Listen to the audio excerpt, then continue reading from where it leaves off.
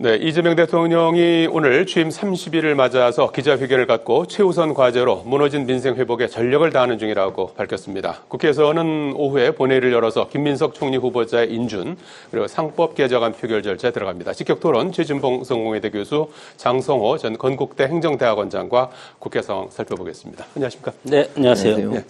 자, 오전에 이재명 대통령 오늘로 지난 6월 3일에 대통령 선거가 있었고 4일 취임을 해서 오늘은 30일째를 맞았습니다. 그래서 취임 후 첫 기자회견을 했습니다. 그래서 역대 가장 이른 기자회견이라고 해요. 대통령 되고 나서 30일째 한 기자회견이 가장 이른 기자회견이었다. 그래서 앞부분에 한 15분 정도 모두 발언하고 기자들 15명의 이제 질문을 받고 일문일답하는 형식으로 10시부터 12시 조금 넘어까지 진행이 됐습니다. 전체적인 총평을 좀 한번 해주시겠습니까? 일단 30일 만에 기자회견 한 건 처음 케이스죠. 글쎄요. 두 번째 예. 타운홀 미팅 방식으로 또 진행이 됐습니다. 그러니까 질문자를 미리 정하지 않고 답변도 준비되지 않은 상태. 그 상태에서 그냥 있는 그대로 자신의 생각을 표현하는 그런 방식으로 진행이 됐다는 점도 눈에 띄는 지점입니다. 자신감의 표현이라는 생각이 들고요. 그리고 30일 동안 했던 여러 가지 일들 중에 이제 본인이 중점적으로 했던 부분들을 얘기했고 앞으로 남은 기간 동안 어떤 부분을 중점적으로 얘기할지 하는 부분들 그것도 얘기를 했었고요. 저는 이제 보면서 대체적으로 편안한 가운데 기자들과 대화가 이루어졌다고 생각해요. 예전에 경직된 분위기보다는 좀 더 좀 편안한 가운데 이루어졌다는 점. 그리고 목소리 톤도 상당히 안정감이 있었죠. 예. 그리고 전체적으로 기자들도 보면 이렇게 경직된 분위기는 아니었다고 저는 봐요. 전체적으로 부드럽게 진행이 됐고 무엇보다 저는 이제 가장 인상 깊었던 것 중에 하나는 대통령의 발언 중에 통합 얘기를 하면서 인사와 연관해서 말을 했습니다. 그렇죠. 기억하실 텐데. 그래서 이제 검찰 인사든 민정수석 인사든 또는 일부 장관 인사들에 있어서 민주당 내부 또는 지지층 내부에서도 반발이 있는 거를 알고 있다라고 얘기를 했고 그것이 어찌 보면 통합의 의미라고 얘기를 했습니다. 같은 편 또 같은 생각만 갖고 있는 사람만 모여다 보면 이게 제대로 일하는데 어려움이 있다고 얘기를 했어요. 왜냐하면 다양한 의견을 드려야 한다는 얘기를 했고 한쪽만 쓰는 건 위험하다. 그렇죠. 그 얘기를 했었고 또 하나는 이런 얘기도 했거든요. 밑에서 일하는 사람들은 사실은 가장 책임을 갖고 있는 최종 책임자의 의견을 따르게 돼 있다. 중요한 건 누가 장관으로 발탁돼서 일하는 것도 중요하지만 그 인사도 중요하지만 실제 대통령이 어떤 생각을 갖고 일을 하느냐 이게 제일 중요하다는 얘기를 했어요. 저는 맞다고 생각하고 좀 지켜봐달라고 얘기를 했는데 그게 바로 통합적인 리더십을 갖는다고 하는 의미라고 보여지고요. 또 하나는 인사를 하는 과정에 있어서 이념적으로나 아니면 정치적으로 같은 지향점만 갖고 있는 사람들 뿐만 아니라 다른 생각을 갖고 있는 분들도 들어와서 자유롭게 토론하고 논의해서 국적이 발전될 수 있는 방향으로 가겠다고 하는 부분 이런 부분들이 저는 가장 인상 깊었던 부분입니다. 알겠습니다. 전체적인 총평과 이제 인상 깊었던 발언, 인사와 관련된 아무래도 이제 정권 초니까 이제 인사와 관련해서 많은 분들이 이제 관심 있게 지켜보셨을 것 같은데 장 교수님은 어떻게 총평과 좀 주목하셨던 발언 어떤 겁니까? 그렇죠. 인사는 만사라고 했고 새로운 정부가 출범하면서 지난번 대권에서 재수해서 이번에 대통령이 됐지 않았습니까? 그렇기 때문에 인사에 대해서 상당히 준비가 많이 돼 있을 거다. 그리고 지난 윤석열 정부 때 여러 가지 장관이라든가 인사청문회에서 상당히 아주 강하게 질타를 하고 소위 말해서 6명이 임명 취소를 낙마하게 되는 그런 경우도 있었지 않았습니까? 물론 인정해 준 건 거의 없었습니다. 그렇기 때문에 인사에 대해서 우리 보수 지지층 입장에서는 얼마나 잘하나 보자. 그럼에도 불구하고 지금 장관 추천을 다 했고 인사청문회가 진행 중이고 지금 국무총리 지금 오늘 인준 표결 예정이 되어 있지 않습니까? 그런 분에서 역시 터니까 이게 쉬운 것이 아니다. 그런 인사의 난맥성을 인정하는 그런 모습을 제가 봤습니다. 물론 대통령이라는 자리는 리스판드 듣고 답하는 국민의 의견에 듣고 그리고 답하는 그리고 현장에 가서 확인하는 그런 자리가 대통령이라고 생각이 들어서 소통 현장 파격 이 정도는 집권 초기로서는 성공적으로 대비했다고 저는 보고 결국은 국민의힘이지만 대통령이 성공해야만이 우리 국가가 잘 되고 국민이 행복해지는 나라가 되는 것 아니겠습니까? 다만 앞으로 이제 변수는 과도한 복지 그리고 외교적인 리스크가 있을까 없을까 그리고 한미 관계가 어떻게 진행될 것인가 이런 것이 큰 틀로서 상당히 중요한데 오늘 타운홀 미팅에서 기자들 질문이 16명 자유롭게 질문을 했고 2시간 꼬박 제가 처음부터 끝까지 다 봤습니다. 보면서 여러 가지 국정에 전반적으로 뭐 많이 민주당 의원도 하고 당 대표도 했기 때문에 네. 파악을 하고 있구나 이런 단체장도 생각을 있고, 예. 했지만 그러나 대통령의 뜻대로 국정이 운영되는 것만은 아니지 않습니까? 여러 가지 돌발 변수가 있고 국가적인 재난이라든가 안보적인 상황 이런 것들이 이제 돌발 변수가 그리고 경제적인 리스크, 예. 부동산 여러 가지 파고 이런 것들이 상당히 정권의 리스크로 다가올 가능성이 상당히 크기 때문에 이제 시작이고 출발이다. 그래서 지금은 웃고 있지만 용산 대통령이라는 그런 어떤 무게가 앞으로 훨씬 더 무겁고 힘든 네. 그런 직책이라는 것을 네. 느낄 것이라고 생각이 듭니다. 예. 그리고 이제 국회나 어떤 정치 관련한 발언도 좀 있었던 것 같은데 그 부분은 좀 눈에 띄는 부분이 있었나요? 저는 감사원을 국회로 넘기고 싶다든지 뭐 이런 말씀이 좀 눈에 띄던데요. 그렇습니다. 예. 왜냐하면 감사원 같은 네. 경우에는 사실은 정부 기관을 감사에는 독립적 기구입니다. 예. 근데 지난번 감사원장이 대통령의 뭐 정치 철학, 윤석열 정부 때 그럼 뭐 그걸 같이 하는 거다 이런 발언에 논란이 된 적이 있었거든요.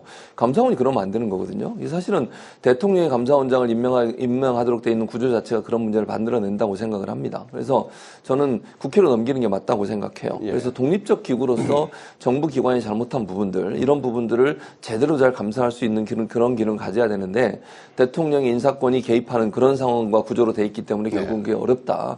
그래서 국회의 기능을 좀 더 존중해야 된다는 얘기, 이런 부분들은 저는 긍정적으로 평가를 하고요. 본인이 대통령이면서 그런 얘기를 한 거잖아요. 그래서 저는 더 의미가 있다고 생각합니다. 또 하나는 이제 국회를 존중하는 선택된 권력, 선출된 권력이 국민 앞에 국민이 직접 선출된 권력이냐 거기를 존중하라는 게 이미 지난번 국무회의에서도 얘기를 했고 네. 그런 부분들이 그 국무위원들한테 전달이 됐습니다. 저는 그런 부분에 있어서 국회에 대한 존중이 더 깊어져야 한다고 생각하고 예. 그런 점을 이재명 대통령님이 인식하고 있고 그걸 좀 더 강조하는 차원에서 얘기한 게 아닌가 이렇게 생각을 합니다. 예. 장 교수님은 어떤 부분이 좀 그러니까 주목됐습니까? 우리 지금 헌법이 이제 개헌을 해야 되는데 개헌을 못 하고 있지 않습니까? 네. 우리의 어떤 헌법적인 구조를 보면은 순수 대통령제가 아니고 내각제를 대폭 가미한 그런 제왕적 대통령제라는 것이 이제 문제가 있기 때문에 오늘 이재명 대통령이 얘기한 감사원을 국회로 이것은 뭐 일본 네. 행정 권력을 국회가 견제할 수 있는 견제와 균형의 원리에 충실하는 측면에서는 맞다고 생각이 들고 예. 이참에 마찬가지로 정부에서 예산 편성권을 가지고 있지 않습니까? 네. 그것을 아예 예산권도 마찬가지로 국회로 저는 가져오는 것이 맞다. 그렇게 생각이 들고 그러면 여기에서 우리가 대통령제를 하면서 내각제적 요소가 또 하나가 있습니다. 국회의원이 장관으로 가는 것. 예. 이것은 대통령제 국가에서 미국이라는 나라에서는 그런 것이 없지 않습니까? 그렇기 때문에 감사원이 국회로 오고 예산도 마찬가지로 정부가 아니고 국회에서 편성을 해서 정부가 집행하는 일을 맡긴다면 네. 견제 균형의 원리에 또 충실하게 하려면 예. 국회의원이 장관 겸직도 안 했으면 좋겠다. 그래야만이 이것이 정말로 순수 대통령제다운 견제 균형에 물론 개헌을 하는 데는 상당히 지금 어렵지 않습니까? 네. 그래서 개헌을 하지 않고 하려면 이재명 대통령이 지금 뭐 국회의원이 장관으로 가는 게 지금 40%가 넘습니다. 44% 정도 되는데 이런 것도 내각제적 요소이기 때문에 국회의원의 직무는 본인이 뽑아준 지역 구민의 발전 그리고 국가적인 발전 이것을 위해서만 힘을 썼으면 좋겠다 그렇게 생각이 듭니다. 알겠습니다. 자, 국회 상황을 좀 살펴봐야 될 것 같은데 오늘 2시에 본회의가 열려서 상법 개정안, 이 상법 개정안은 그동안에 야당이 반대했었는데 전향적으로 이제 입장을 바꾸면서 그 내부 내용에서 3% 룰은 좀 보완을 했고 그다음 집중 투표제는 제외했습니다. 일단 이제 추후에 그건 또 이제 논의를 하기로 한 거고 그래서 이제 이거를 이제 처리하게 될 것 같습니다. 이재명 정부 첫 협치법안이 됐습니다. 그리고 김인석 총리 인준안은 표결에 들어갈 예정인데 국민의힘에서 불참한다고 그래요. 그래서 이 두 가지 사안은 어떻게 보고 계시는지. 일단 상법 개정안 같은 경우에는 시장에 아주 긍정적인 영향을 미치는 요소입니다. 네. 최근에 이제 주식시장이 계속 우리나라 같은 경우에는 3,000포인트를 넘어서 가지고 주가 지수가 계속 유지가 되고 있는 상황이거든요. 이게 이제 바로 상법 개정안과 연관돼 있다고 생각해요. 네. 상법 개정안이 통과될 때 투자자들 입장에서는 좀 더 안정적으로 투자를 할 수 있게 되는 것이죠.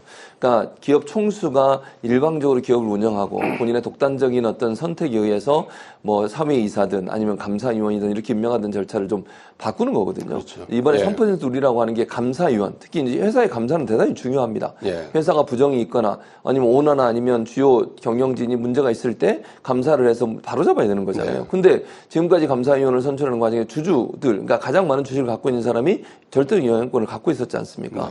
이 부분을 3%로 줄이는 거거든요. 최대 주주의 최대 권한을 주주가 3%로 그렇습니다. 축소시키는 거죠. 그러면 제한하는 이제, 거죠. 그렇죠. 그러면 일반 주주들이 선택권이 훨씬 넓어지는 거죠. 네. 그리고 주주들 입장에 주주의 권리를 보장해 주는 거잖아요. 그럼 당연히 투자하는 사람들 입장에서는 이 법을 환영할 수밖에 없는 거고 주식 투자하는 분들 입장에서는 시장의 건전성이 더 확보되고 회사가 건전하고 그다음에 탄탄하게 나갈 수 있고 한 사람에 의해서 움직여지는 게 아니라 전문 경영인이 올바른 윤리 경영을 할 수 있는 기회를 갖는다는 점에서 대단히 중요한 포인트라고 생각해요. 그 주식시장은 이걸 엄청나게 환영하고 있고요. 예. 외국 투자자들도 상법 개정안이 통과되고 나면 주식에 더 많이 투자할 수 있는 기회를 가질 거라고 생각합니다. 그래서 코스피 5천 시대를 열기 위해서는 예. 반드시 상법 개정안이 통과돼야 돼요. 그래서 저는 국민의힘도 이 여론 때문에 동의해줬다고 생각해요. 원래 반대였거든요. 네.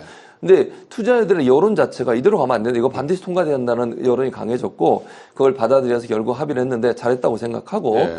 여야가 합의해서 3% 룰까지 포함시킨 상법 개정안이 통과되고 나면 네. 주식시장이 더 활성화되고 그리고 주가가 높아지면 투자도 많아지게 될 것이고 투자자들이 투자한 돈이 결국 기업을 더 성장하는 데 도움이 되는 그런 역할을 할 것으로 생각합니다. 여야 합의가 좀 더 좀 시너지가 좀 나올 수 있죠. 당연히 그럴 수밖에 시장에 없죠. 주는 영향, 신호도 좋을 것 같고. 당연히 그렇습니다. 그래서 단독으로 통과시키게 되면 예. 시장이 불안감을 느끼고 야당이 계속 반대를 하게 되면 예. 여론도 안 좋아지잖아요. 그러나 함께 합의해서 처리했다는 점은 대단히 예. 중요한 포인트라는 생각이 듭니다. 네. 김민석 총리 후보자 인준은 통과시킬 것 같습니다. 여당 입장에서는 좀 예. 부결을 던지더라도 네. 새 정부 첫 총리니까 좀 들어왔으면 했는데 그렇죠. 같이. 불참하기로 했어요. 뭐 국민의힘 예. 불참하기로 했어요. 근데 네. 뭐 그건 국민의힘의 선택이니까요. 네. 그렇다고 해서 그럼 여당이 그걸 계속 기다리냐 그건 아니라고 생각합니다. 왜냐하면 지금 현재도 국무위원들 알겠습니다. 많은 대다수가 윤석열 정부 때 임명된 사람들이 국무위원으로 일하고 있습니다. 국정 운영에 상당히 큰 어려움이 있어요. 저는 국무총리를 빨리 임명해서 예. 국무총리가 절대적으로 권한을 가지고 내각을 일정 부분 통화를 하면서 함께 네. 역할을 해야 된다고 생각하기 때문에 예. 국무총리 인준안 오늘 통과될 거로 봅니다. 예, 상법 개정안 여야 하나의 그 좋은 그 협치 사례가 될 수도 있을까요? 국민의힘 입장에서는 이것에 대해서 뭐 그렇게 마땅치 않게 찬성은 하지 않지만 네. 그럼에도 불구하고 새 정부 초기에 첫 거의 뭐 여야 합의 첫 법안이지 않습니까? 네. 그렇기 때문에 여러 가지 단서라든가 조건 그리고 부수적인 내용을 수정을 전제로 해서 일단 합의를 한 것은 뭐 긍정적인 네. 뭐 모습을 보였다고 보고 이 상법이라는 것은 기업 지배구조 투명성을 강화하고 소액주주 권리를 보호하는데 네. 여기에 대해서 그동안의 어떤 코리안 디스카운트 이런 것이 이제 해소된다는데 방점이 있고 예. 그리고 한국 자본주의 시장에서 경영 투명성 그리고 주주권 보호를 위한 첫 단추를 끼웠다는데 역사적인 의미가 있다고 생각이 듭니다. 예. 물론 이거에 대해서 기업 경영계에서는 상당히 큰 반발이 그동안에 쭉 있어 왔고 앞으로부터 이 리스크는 기업이 안고 가야 될 네. 그런 부분이기 때문에 입법을 해놓으면 그 입법의 대상이라든가 집행증이 모든 걸 책임을 지지 않습니까? 네. 국회는 입법을 해놓고 던져놓으면 네. 그것을 그 경영권이라든가 이런 분들이 그것에 대해서 리스크를 스스로 안고 가야 되는 네. 그런 부분이고 기업하기 상당히 어려워질 것 같다고 생각이 들고 문제점은 추후에 또 이제 보완한다고 하니까요. 표현을 한다고 해도 네. 근본적으로 이 취지가 그렇습니다. 네. 그리고 경영 자율성이 위축되고 예. 그리고 소송 리스크 증가, 의사결정 지연 이런 어떤 문제점이 있는데 네. 물론 뭐 그 회사 주주에 대한 충실 의무에 대해서 배임 리스크가 상당히 커질 겁니다. 네. 물론 뭐 소액 주주의 권한은 상당히 커지지만 예. 그리고 3%를 하나만 더 말씀을 드리면 이것에 대해서 물론 긍정적인 측면도 있지만 투기 자본이 경영권을 흔들 염려도 있다고 봅니다. 예. 자, 국민의힘 얘기를 좀 해봐야 될 것 같은데, 송원석 비대위 체제에서 안철수 혁신위원장이 이제 출범을 했는데, 혁신위원 인선부터 해서 이제 풀어야 될 과제들이 만만치 않아 보이는데, 순항할까요? 어떻게 예상하십니까? 저는 크게 역할을 하기가 어렵지 않다는 생각이 듭니다. 기한이 좀 짧죠? 한 짧기도 예, 하고 40일 정도. 혁신위원장을 안철수 의원을 혁신위원장으로 임명했다는 것 자체가 사실은 별 성과를 내기 어려운 상황이라는 생각이 들어요. 혁신을 하려면 정말 그 신선하고 개혁적인 인물이 와야 된다고 생각해요. 안철수 의원이 과연 그런 일을 할 수 있는 사람이냐 하는 부분에서는 의문이 많다고 생각합니다. 그러니까 당내에 있는 인사를 뭐 활용하는 것도 좋겠지만 저는 외부에서 혁신을 할 수 있는 사람이 와야 된다고 생각해요. 좀 국민의힘의 비판적 입장을 갖고 있고 국민의힘의 개혁을 주도할 수 있을 만큼, 그러니까 내부에 있는 사람들은요. 물론 안철수 의원도 열심히 노력은 하겠지만 한계가 있을 수밖에 없어요. 내부에 있는 사람은. 그리고 인연과 관계가 있기 때문에 이걸 하기가 쉽지 않을 거라고 저는 보거든요. 뼈를 깎는 혁신을 하기 위해서는요. 외부에 있는 사람이, 인연과 관계가 없는 사람이 들어가서 혁신을 주도해야 됩니다. 아니 혁신하는데 아픔과 고통이 없으면 혁신이 되겠습니까? 근데 안철수 의원이 과연 그걸 해낼 수 있을까?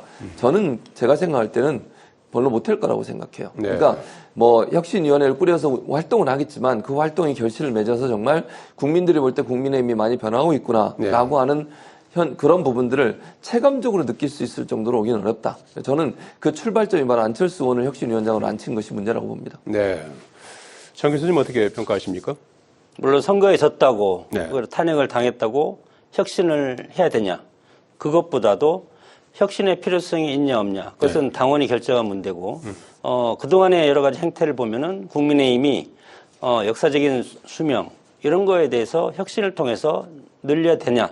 그런 것부터 근본적으로 파악을 하고 진단을 하고 그 방향이 정해져야 된다고 보는데 지금 뭐 비대위를 구성하고 혁신위원장을 던지고 지금 그다음에 또 전당대회를 연다고 하고 이런 가운데서 이런 와중에서 혁신위원회 혁신이 되겠습니까? 저는 국민의힘의 어떤 위원장을 맡고 있음에도 불구하고 상당히 어려운 카드를 지금 던졌고 뜬금없다고 생각이 듭니다. 물론 혁신이 중요하지만 정당의 혁신은 근본적으로 선거를 통해서 선거를 앞두고 이루어지는 것이 통상적이고 우리가 지금 앞에서 인유한 혁신위가 있지만 뭐 실패하지 않았습니까? 마찬가지로 안철수 사선 의원이지만 혁신위를 꾸린다고 해서 바로 지금 전대가 지금 진행이 됩니다. 그러면 혁신전대회가 진행이 되면 당대표 후보들이 당의 혁신을 얘기해야지 혁신위원장이라고 해서 혁신을 얘기하면 이것이 먹히겠습니까? 이것은 어떻게 보면은 이것을 수락하고 구상한